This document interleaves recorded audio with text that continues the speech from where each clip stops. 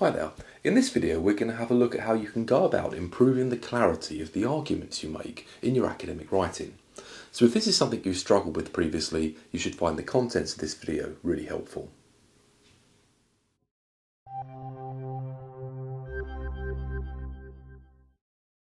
There are two key ingredients to developing a clear argument. The first is that your argument needs to have some kind of structure. The second is that you need to convey that structure to the reader via your use of language, so that the different components of your argument are transparent and easily accessible to the person reading your work. So let's have a look at the structure of your argument first. A basic argument consists of four key components. The first component is a proposition statement, and a proposition statement is the basis of the argument. It's effectively what is being argued. The second key component is a supporting statement, and a supporting statement contains information that supports the proposition. The third key component will be an opposition statement, and as the name implies, an opposition statement contains information that disagrees with or provides a different perspective to the original proposition of the argument. And finally, you have a conclusion, in which the components of the argument are brought together to formulate a take-home message for the reader with respect to the original argument's proposition. So let's have a look at how that works in practice. Here's an example of a simple argument that features all of the components we've just referred to. You'll notice the text is colour-coded, with each colour corresponding to a particular component of the argument. So the proposition statement is featured in green text, the supporting statement is featured in grey text, the opposition statement is featured in orange text, and the conclusion statement is featured in light blue text.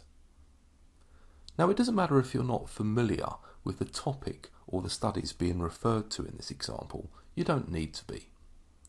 You just need to make a note of the different components of the argument and the relationship between these components and their associated text.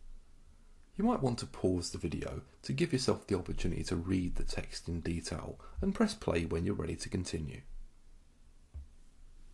Having established the key components of an argument, it's very important that you help the reader identify at what point each of these components is occurring in your text.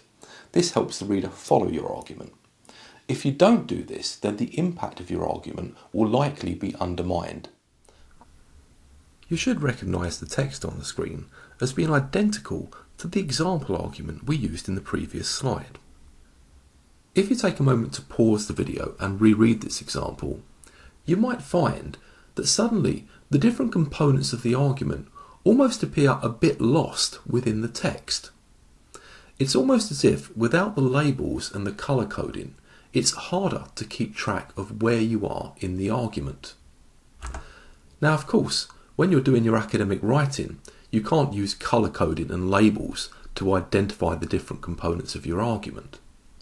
What you can do, however, is use language, i.e. keywords and phrases, to signpost to the reader which part of the argument you're making they're currently in.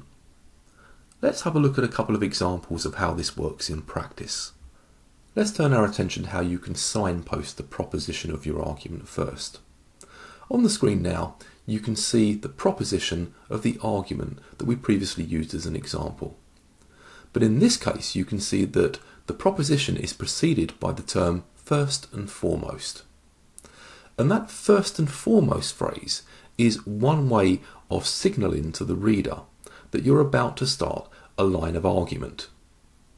There are other suggestions for words and phrases you can use at the bottom of the screen. For example, to begin with, first, first of all, initially, and at the outset. Let's take a look at how you can signpost the supporting statement or supporting statements being used in your argument. If you have a look at the top half of the screen now, you'll probably recognise the supporting statement from the argument we've been using as an example. Except this time, the supporting statement is preceded by the word indeed. And the word indeed is one of several ways that you can indicate to the reader that you're about to offer a line of evidence or line of support in terms of the proposition of the argument. There are other phrases and words you could use, such as correspondingly, equally, in the same way, likewise, also, and similarly. Now let's turn our attention to how you can signpost the opposition statement or statements being used in your arguments. If you have a look at the top half of the screen, you'll see the opposition statement taken from the example argument that we've been using thus far. But this time, the opposition statement is preceded with the word however. The word however is one of a number of words you can use to indicate to the reader that you're entering the opposition statement component of the argument. Alternative words you might use are things like by contrast, despite this, conversely, and alternatively. Finally, let's consider how you can signpost the conclusion of your arguments. If you look at the top half of the screen now, you can see the conclusion from the example argument that we've been referring to throughout this video. But this time, the conclusion is preceded by the word therefore. Therefore is one of a number of words or phrases you can use to signpost a conclusion to an argument. Other examples would include thus, hence, consequently, or this indicates or suggests that. I hope you found this video on developing the clarity of your arguments in your academic writing useful. If so, please do hit the like button. Please subscribe to my channel if you're interested in finding out more about how psychology can help you study more effectively. If you turn on the notifications, you'll get an alert when I post new content. Thanks very much.